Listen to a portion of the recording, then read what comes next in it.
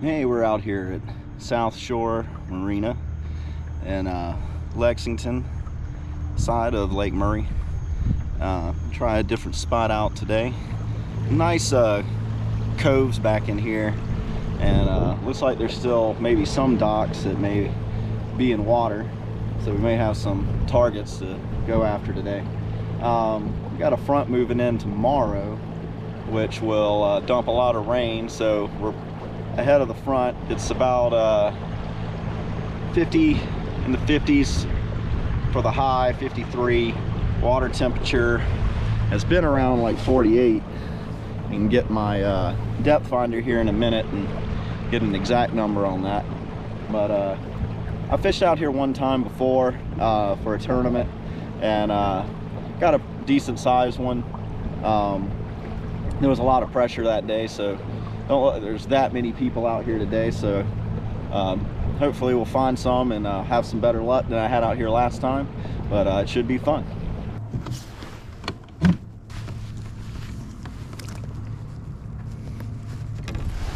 My remote out.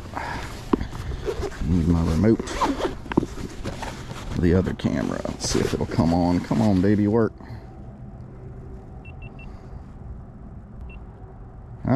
I hear a beep. We're recording.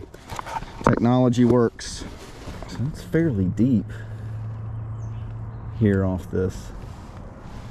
Like 16 feet of water. So, I mean, it drops because it can't be that deep up there.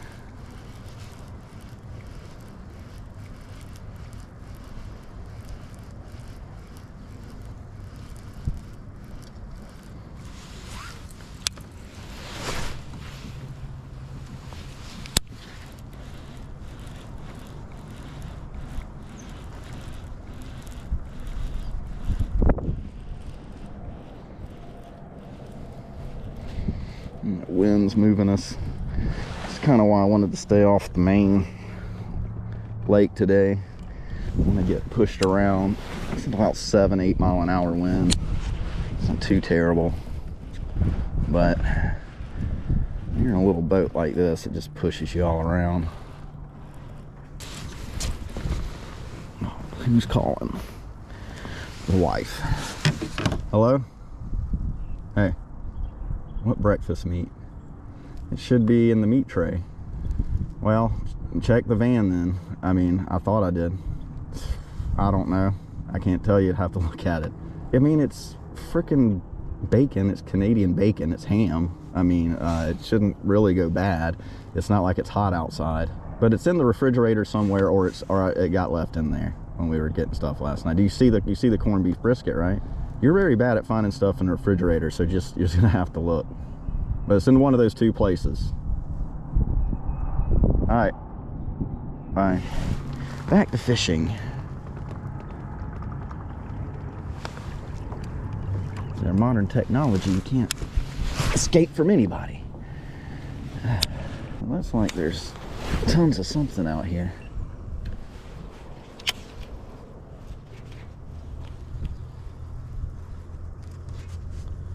Hard to stay in position. The wind just keeps moving me.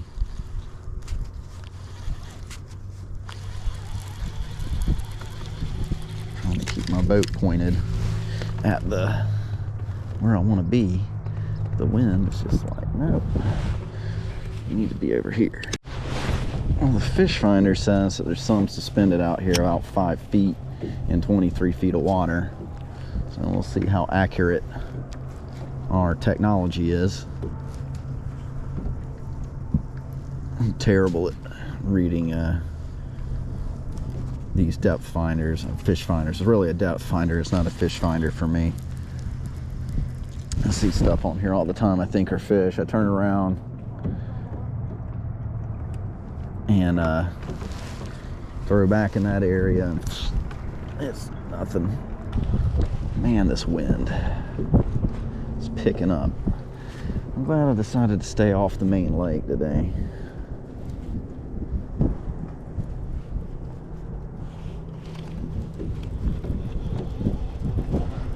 Alright, we're gonna have to get our backs to the wind here because it is .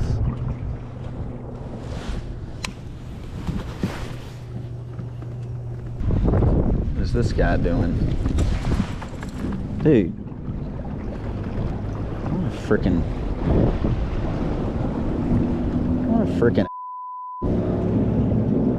like what's the whole freaking lake's out here? Why do you need to jet towards me and then just cut it and then freaking jet out? This is the people that give bass fishing a bad name. He's gunning it like he's coming right for me, cuts it, and throws his freaking wake all over me.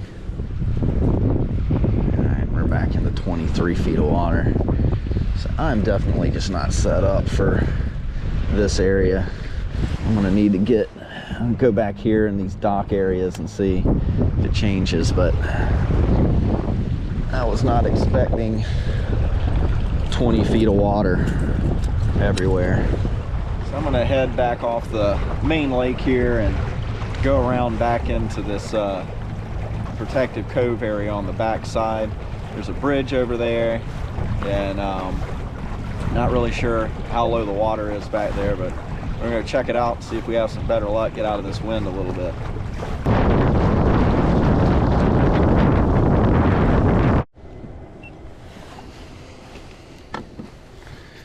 Well, we're back here out of the wind, and now it is super calm back here, but I'm not really seeing too much any activity looking on the Garmin here. There's all kinds of activity out there on the main point,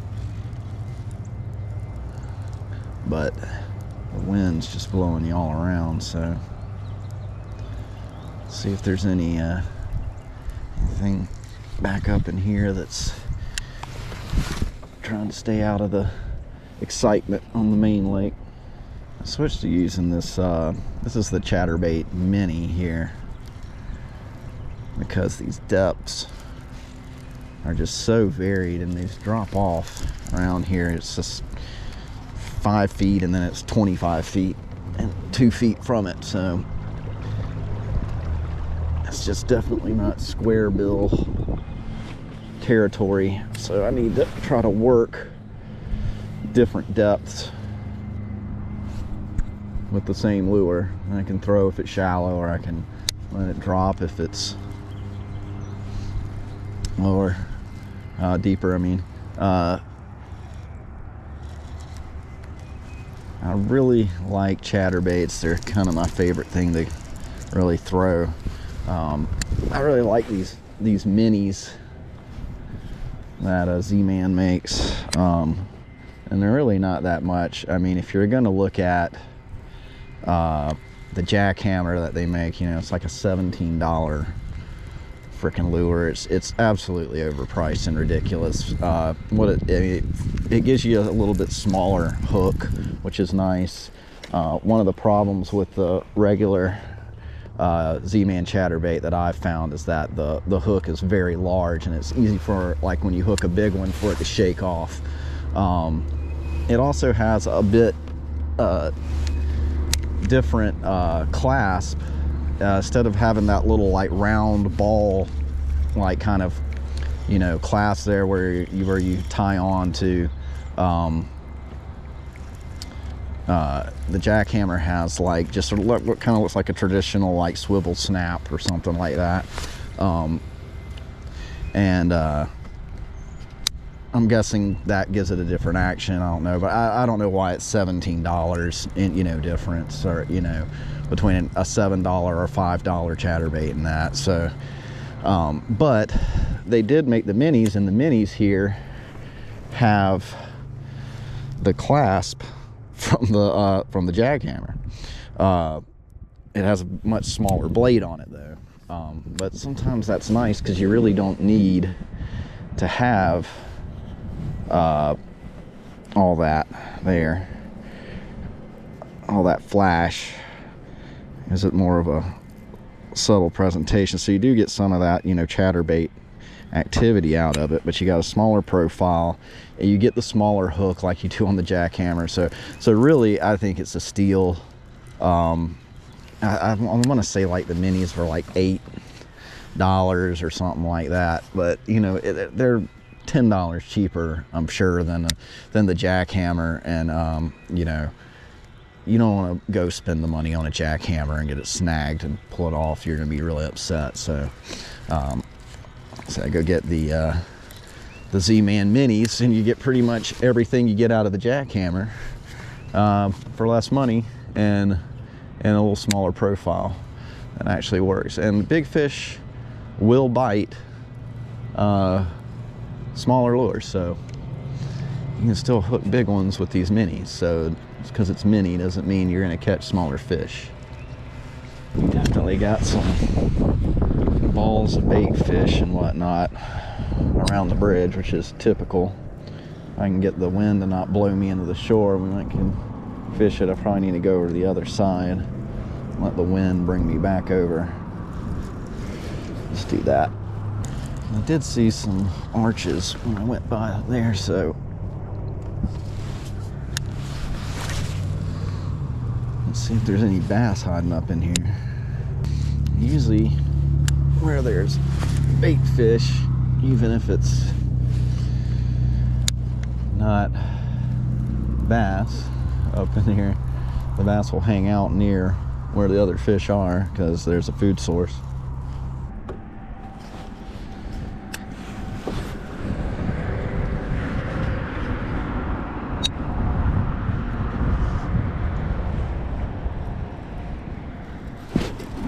Oh, I think we got something. Nope. Do we? I can't tell. There's something there. Probably. Nope, it's fish. Yep, we got one. And he did not want to. He felt like he was just. He's a little guy. I'll take him. Come here, get in the net. All right. On the board with the chatterbait right in the top. Hanging there off that rock. Come on, buddy. Well, you got hit right in the top of the mouth. Come on.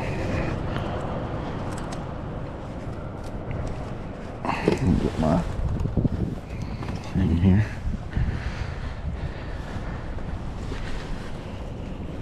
Here we go. And a little pounder. But we will take him. Got him right here on the back of that bridge with the chatterbait. Man, he did not fight hard, but I almost thought that he had a. I just hit something mucky or something down there, and then I'm like, no, wait, it's swimming. It's swimming. There's something there. And finally, he decided to come up and show me his jumping skills. Oh, my line's all messed up now. Backlash.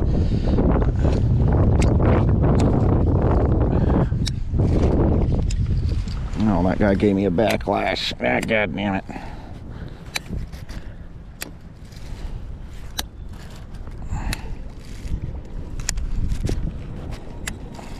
Come on.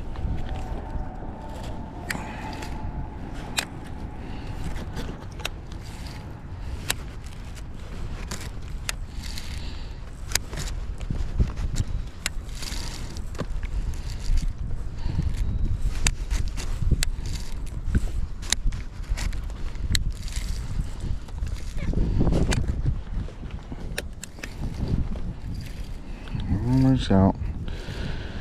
That's how you get out of backlash, by the way. You just pin it down and crank it with your thumb on it, and then oh great, I'm in like 20 foot of water. See if I can get out of here. This rock, so I tear up my prop. Anyway, like I was saying, if you want to get backlash out, that was a bad backlash, but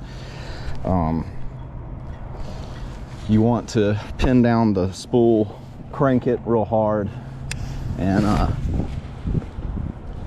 just keep at it. It'll eventually unwind itself most of the time.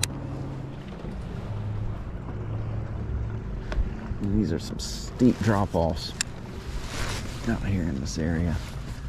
And it just drops to Looks like there's a good bit of bait fish and stuff under there. Looks like we got something big on there.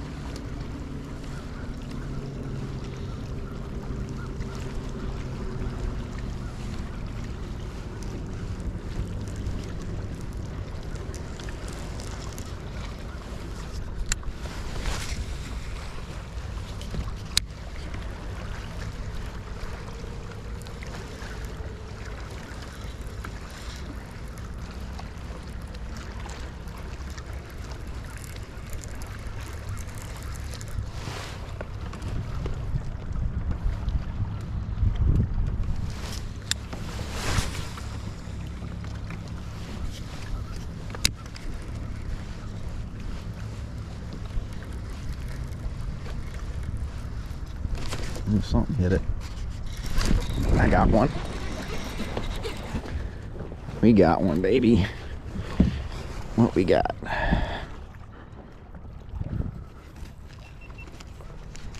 There had to be something here off this rock. Oh, he's fighting deep. He's trying to run deep. Man, come on up.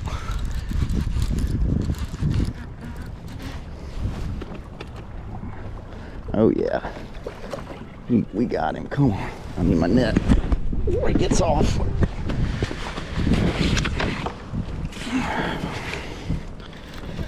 He is hooked. Barely. There. No.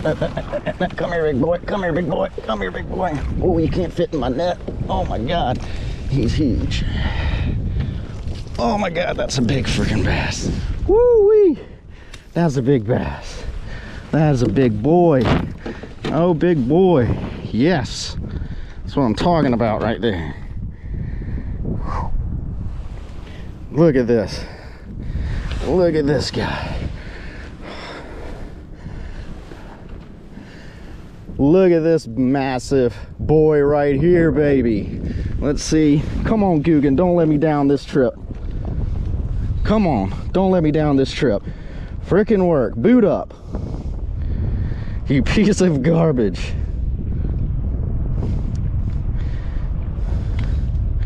Come on. Oh, this guy's got to be. Okay, I got weight. Let's see. We're gonna get a weight this freaking time.